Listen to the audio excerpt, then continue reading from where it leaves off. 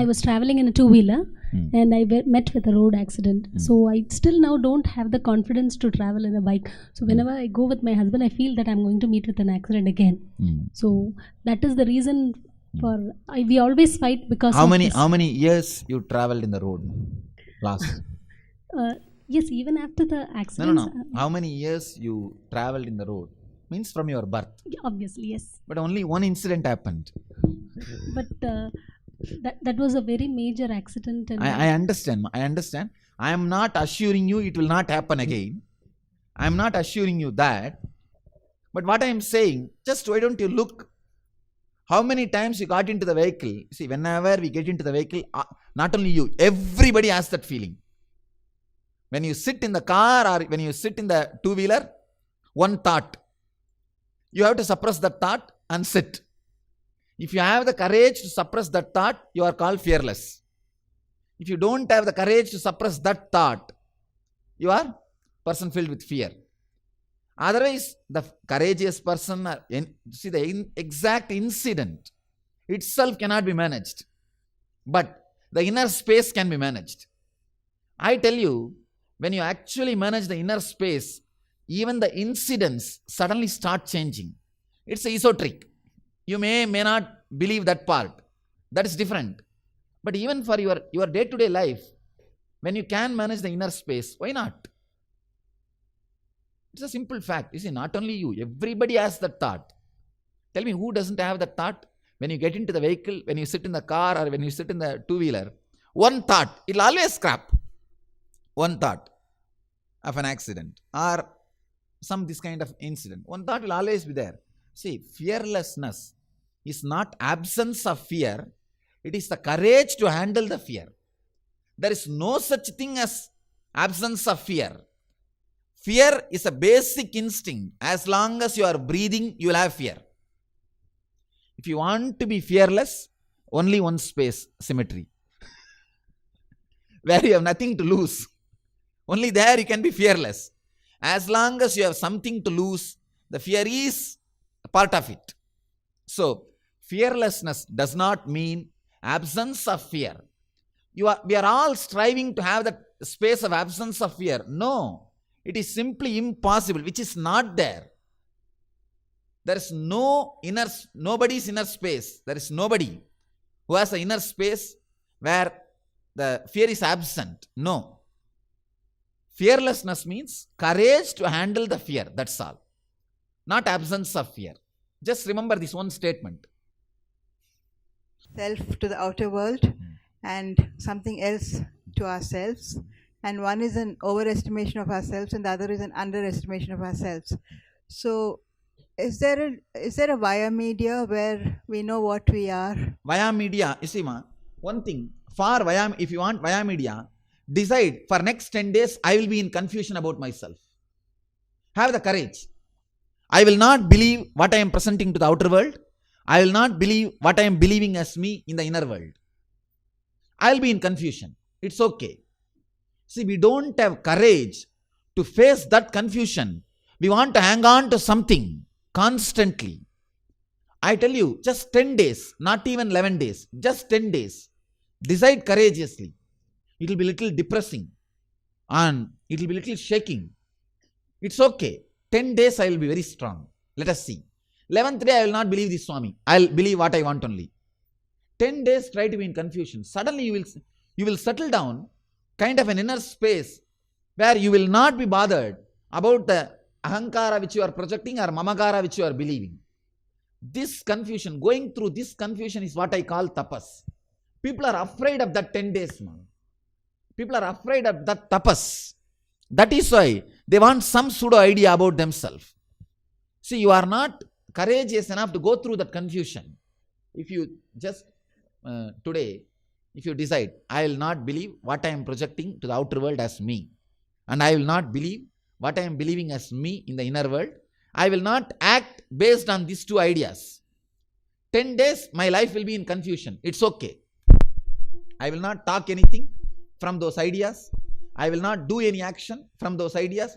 I will not move my body out of that two identities. Just for 10 days. Decide. It will be little shaking. Your day-to-day routine may be disturbed for 10 days. It's okay. I say it is worthy. It's worthy. It's worthy. You will see a kind of a courage. Sometimes people may completely feel connected and settled with that confusion.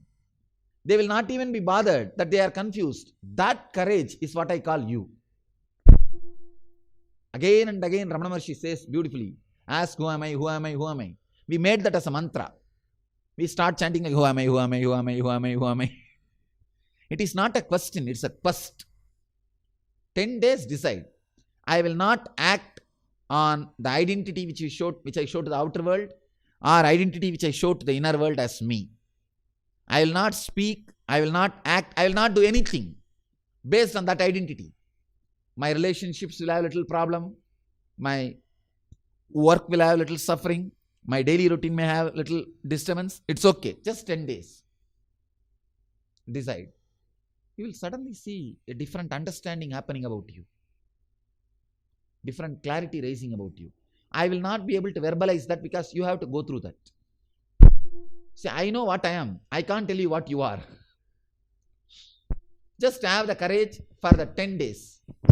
That's what I say tapas. See, all I can do is I can initiate you into tapas. I can give you a little confidence, courage to do tapas. I can't give you the truth. It can't be taught, but it can be learned. Pranam Swamiji. I think today in the context of Krishna in Mahabharata, if you observe, most of the time he is silent. He is silent. Other characters are doing some nonsense. Because of that only able to do something. This is what I observed throughout the Mahabharata, even in battlefield also. So do you mean to say that in managing the day-to-day affairs, we should be like that? Now, two things. Your understanding about Krishna, I am not able to understand, or I don't feel that is correct. Maybe partially. Maybe partially. So second thing, I am not saying, even if you have understood what you said about Krishna is the truth, I am not saying imitate Krishna. No. Both, I am not saying both. All I can say, I should be responsible for whatever I am talking, because I believe or I trust that you are going to practice whatever I am talking. So naturally, I should be responsible. I can say only these words very strongly. Practice this technique. Try to relax into the choicelessness, what I am explaining. You will experience Krishna's inner space. This only I can say courageously. I don't have courage to tell what you understood about Krishna is right, or even if it is right, I don't have courage to tell you, please practice that. Because mostly he played tricks only in the entire episode. No, I don't know. I don't want to use the word tricks. I can say, when you are established in Dharma, you may not follow what others or society calls it as Dharma. You will have such a spontaneous decision, but I can tell you, it is out of pure sacrifice and love. I can't experience more love and sacrifice in anybody else's life than Krishna. Everything is sacrifice. He is able to sacrifice his identity and come and sit as a charioteer. Please understand. So, if he has gained something out of the whole drama, whole scene, we can say it's a trick. So, I am not able to use the word trick. I can only use the word established in Dharma, and he played the whole game spontaneously. It's a pure love and the pure sacrifice. So I can't see, we never understood Krishna in that way. We understood Krishna from the Western angle.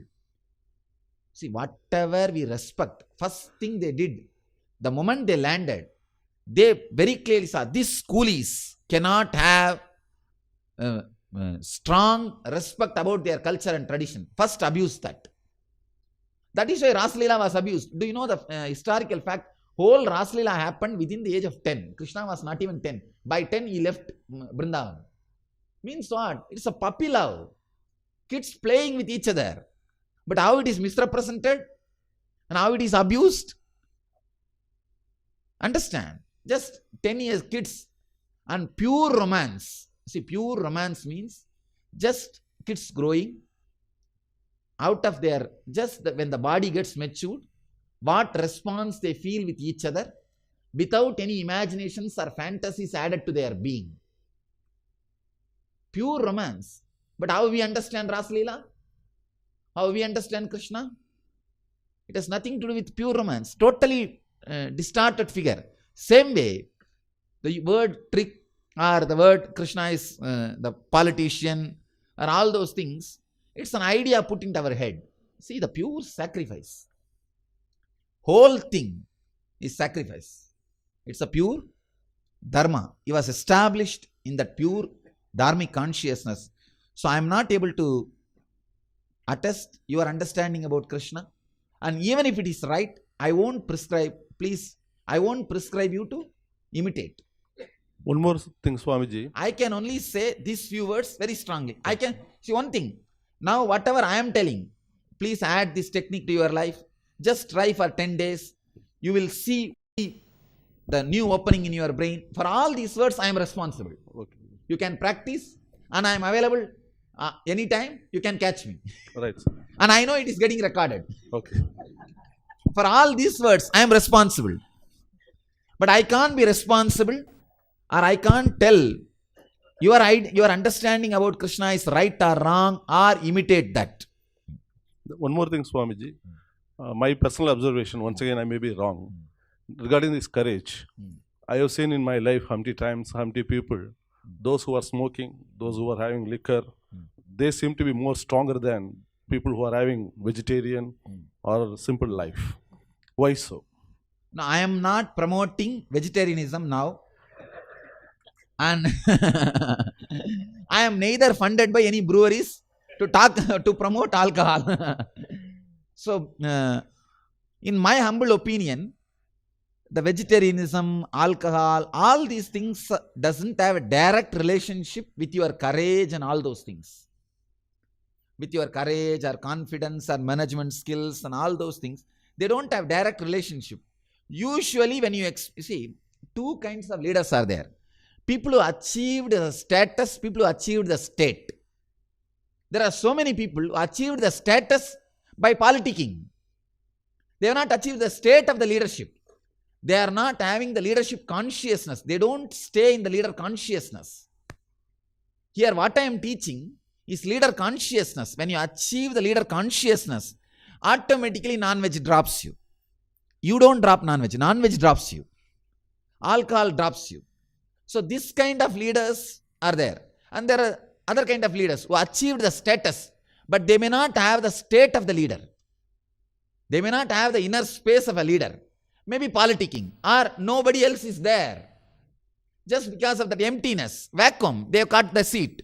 So that kind of leaders may have non-veg, may express courage, may have smoking. You cannot compare that scene. You cannot take that as a benchmark and say, no, we vegetarians are not that courageous, that successful, not become that leaders.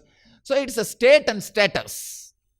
See, I do not know the science of how to achieve the status of leader. That you have to ask the people who achieve that way.